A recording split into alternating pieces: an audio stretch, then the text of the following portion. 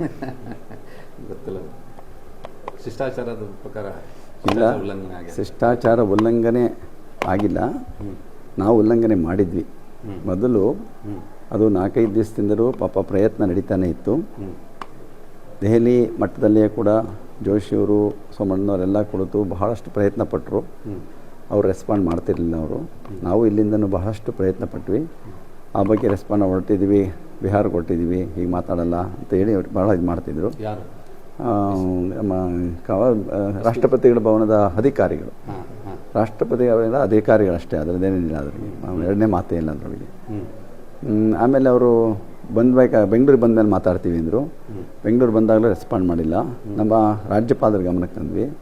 ರಾಜ್ಯಪಾಲರು ರಾತ್ರಿ 11 ಗಂಟೆ ತನಕ ಪ್ರಯತ್ನ ಪಟ್ಟವರು. ಅವರು ಪಾಪ ರಾಜ್ಯಪಾಲರು ಹೇಳಿದ್ರು, ರಾತ್ರಿ 11 ಗಂಟೆ ತನಕ ನಾನು ಇದು ಮಾಡಿದ್ದೀನಿ ಅಂತ ಬಗ್ಗೆ ಮಾತನಾಡಿದ್ರು.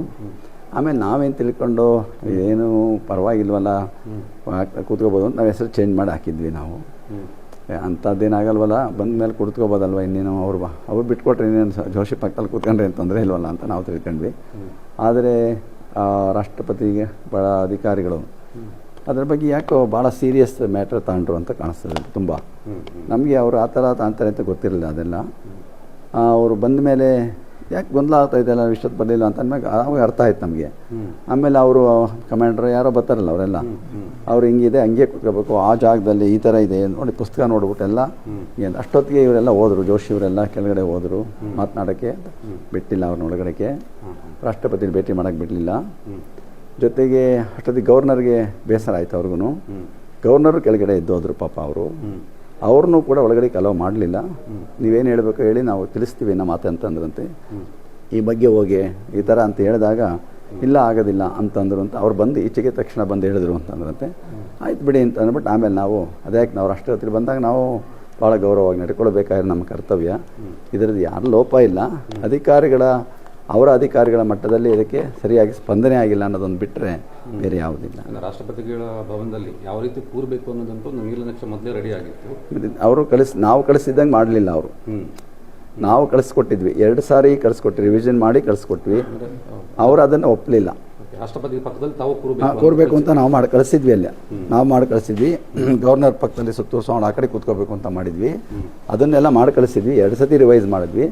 ಮತ್ತು ಅವರು ಅದಕ್ಕೆ ಒಪ್ಪಲಿಲ್ಲ. ಅವರು ಕೊನೆಗೆ ಹಾಕಬೇಕು ಅಂತಂದ್ರೆ ಇಲ್ಲ, ಏನಾನ ಮಾಡಿ ಬದಲಾವಣೆ ಆಗಬೇಕು ಅಂತೇಳಿ ಜೋಶಿಗೂ ಹೇಳಿದ್ವಿ. ಜೋಶಿ, ಸೋಮಣ್ಣ ಎಲ್ಲ ಹೋದ್ರಲ್ಲಿ. ಅವ್ರಿಗೂ ರೆಸ್ಪಾಂಡ್ ಮಾಡಲಿಲ್ಲ. ಅವರಲ್ಲಿ ಬಹಳ ಪ್ರಯತ್ನ ಪಟ್ಟು ಅವ್ರಿಗೂ ತುಂಬ ಬೇಸರ ಆಗಿತ್ತು ಆಗಲೇ ಅವ್ರಿಗೆ. ಆಮೇಲೆ ಇಲ್ಲಿ ಬಂದಾಗ ಏನಾದರೂ ಆಗ್ಬೋದು ಅನ್ನೋ ಒಂದು ಭರವಸೆ ಇತ್ತು ಅವ್ರಿಗೆ. ಅವರು ಕೆಲವು ಮೊಮೆಂಟ್ ತಕ್ಷಣ ಮಾಡೋದ್ರಲ್ಲಿ ಚೇಂಜ್ ಮಾಡ್ಬೋದು ಅವರು.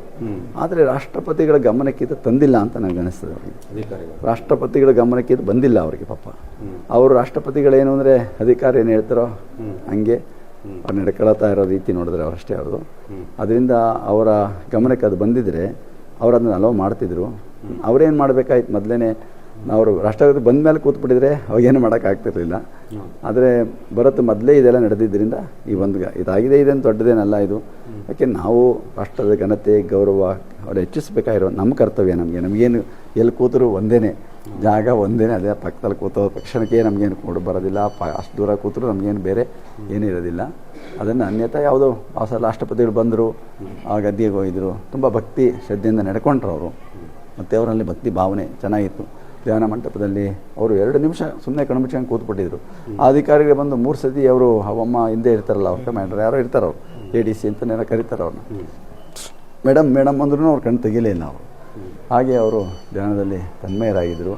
ಅದಾದಮೇಲೆ ಈಚೆಗೆ ಬಂದು ಫೋಟೋ, ಆಮೇಲೆ ಮಕ್ಕಳ ಹತ್ರ ಎಲ್ಲ ಹೋಗಿ ತೆಗೊಳಕ್ಕೆ ಬಂದರು. ಭಾಳ ಭಾಗವಹಿಸಿದ್ರು. ಭಾಳ ರಿಸೀವ್ ಮಾಡ್ಕೊಳ್ಳೋವಾಗ ಅಲ್ಲೇ ಇದ್ದೇನೆ ನಾನು. ಇನ್ನಷ್ಟು ಹೆಚ್ಚಿನ ಮಾಹಿತಿಗಾಗಿ ಫಾಲೋ ಮಾಡಿ ಬ್ರಿಗೇಡ್ ನ್ಯೂಸ್ ಕನ್ನಡ.